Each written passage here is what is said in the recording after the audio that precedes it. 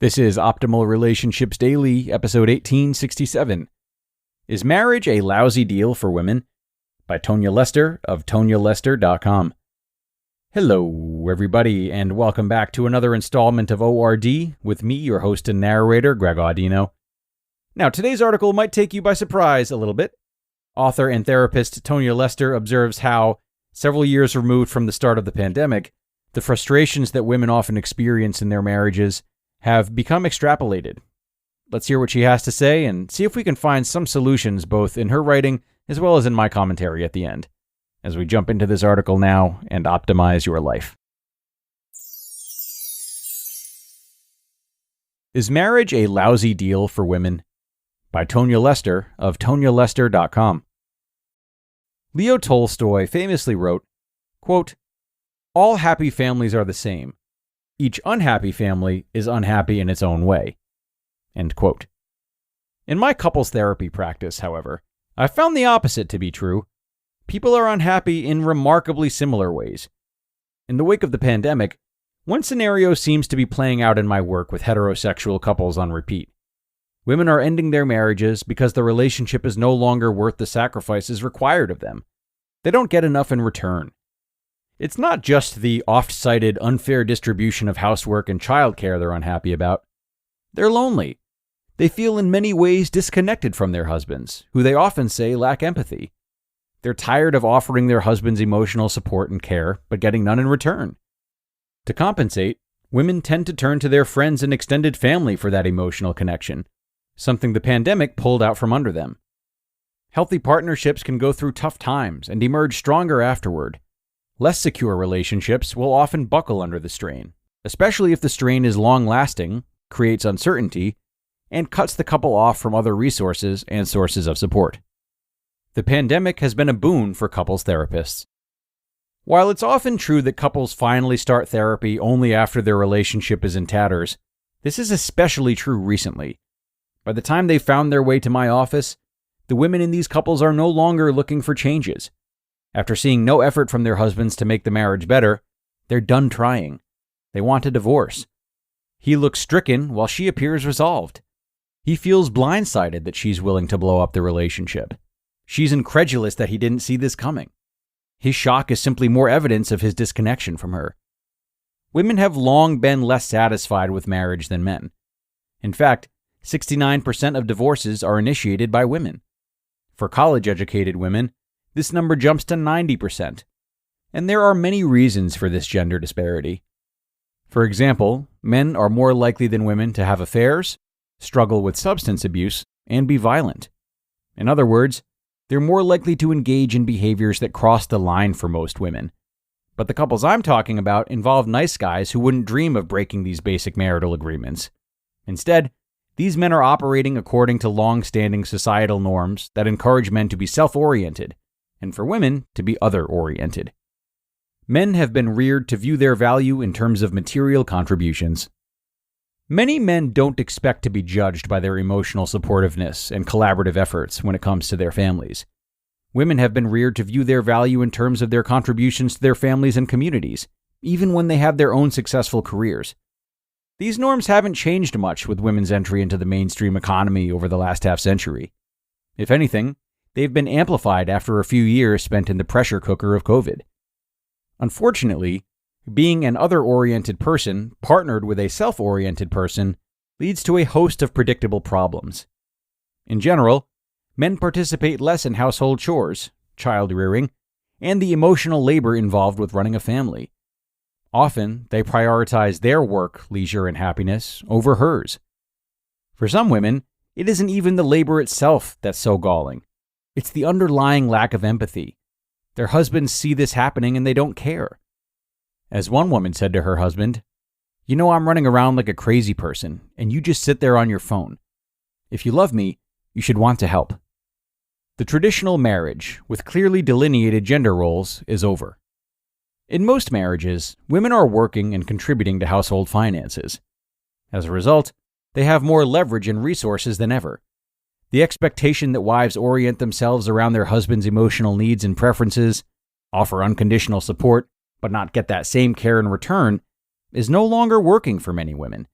and they've come to believe that marriage is holding them back from living the life that they want to live. If she's already bringing in an income, is still doing most of the housework and childcare, and doesn't feel seen or understood by her partner, she may tally the reasons to stay and come up short. Women expect emotional care and empathy. A partnership devoid of emotional intimacy no longer feels worth the sacrifices that come with any long-term relationship. Of course, it isn't true every husband is self-centered and all wives are selfless. Plenty of men actively engage with their wives on all levels and prioritize closeness and connection. But as a whole, men are still socialized to put their own needs first, while women are socialized to put their needs last. These gender expectations, still retrograde even after decades of effort at gender equality, lead to gender differences in how our brains respond to others. A study in the scientific journal, Nature, showed that women get a dopamine hit when they engage in pro-social behavior, while men get a positive hit when acting in their own interest. Researchers speculate that this is not because of a structural difference in our brains, but because of social conditioning. Our brains are plastic and change in response to our experiences. But the good news is that this same plasticity allows for change and growth. Research shows that men are just as capable of empathy as women, but that they don't demonstrate their empathetic skills unless they are explicitly motivated to do so. In one study, men scored far worse at accurately inferring the feelings and thoughts of others when they knew they were being judged on empathy, but otherwise weren't incentivized to do so. The men scored just as well as the women when they were paid for accurate empathetic responses. In a later study by the American Psychological Association, researchers found that empathetic accuracy was less important than empathetic effort. The authors end the piece by advocating for helping couples to more clearly communicate their empathetic efforts. It's discouraging to think that the happiness of their wives, stability of their families, and longevity of their unions is not enough for some husbands to make their strongest empathic effort, especially when they don't even need to get it right. They just need to make a consistent, visible effort. But I don't think this is true. I think men are motivated to make this effort, but only once they fully understand the depth of their wife's unhappiness. Sometimes this only happens once she has her suitcase packed and is heading for the door. You just listened to the post titled, "Is Marriage a Lousy Deal for Women?" by Tonya Lester of TonyaLester.com. The Jedi fell a long time ago. Perhaps it is time to begin again. The highly anticipated Star Wars series, Ahsoka, arrives Tuesday on Disney+. Something dark is coming. One must destroy in order to create. The galaxy is not safe. Don't miss the 2-episode premiere. We have to prepare for the worst. Hunt them down. Let's get going. Ahsoka, 2-episode premiere streaming Tuesday, only on Disney+. What's up? It's Kaylee Cuoco. When it comes to travel, we all have a happy place. I just went to my happy place. I just went to Maui, and it was truly amazing. Priceline has always been about getting you to your happy place for a happy price with deals you really can't find anywhere else. Like up to 60% off select hotels in Costa Rica or 5-star hotels for 2-star prices in Cabo. Go to your happy place for a happy price. Go to your happy price, Priceline. Okay, and thank you to Tonya for this post. Now, this article may leave you feeling a little bleak or uninspired.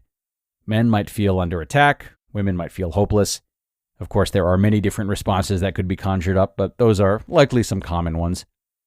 But no matter what role you play in your relationship, or what your gender is, or how functional your relationship feels, one helpful takeaway for anyone today is that we can always seek to improve our relationships by understanding our partner's sources of motivation, as well as our own.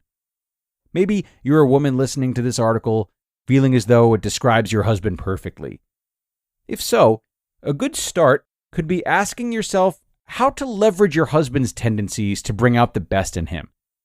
So, if your husband does measure his success by material contribution or professional workload, what do those drives have in common with empathy? Or how could they be used to extract empathy? How do you bridge that gap? Now, ultimately, this is for you to find out within your own relationship. But perhaps it might start as a conversation in which you acknowledge how those contributions have been beneficial for the family, how they've helped you feel more secure, how tiring they must be for him to maintain, or how motivated you too are by similar things to a certain extent. That modeling of empathy is a really powerful tool, yet it's often neglected when we feel as though we've routinely been discredited. But the thing is, even if it doesn't lead to solutions, it does provide a sense of assurance that you've made a greater effort to work through this problem that you do share, even if you feel as though one party is more responsible for it than the other. So, think on that, everyone. How can your partner's motivators be redirected and used to achieve outcomes that are more beneficial for both of you? I wish you luck with that. And of course, I thank you for taking the time to join us today. It was a great article, a bit different from what we're used to, but important to check in with nonetheless. So have a great rest of your day, and be sure to come back tomorrow for more, where your optimal life awaits.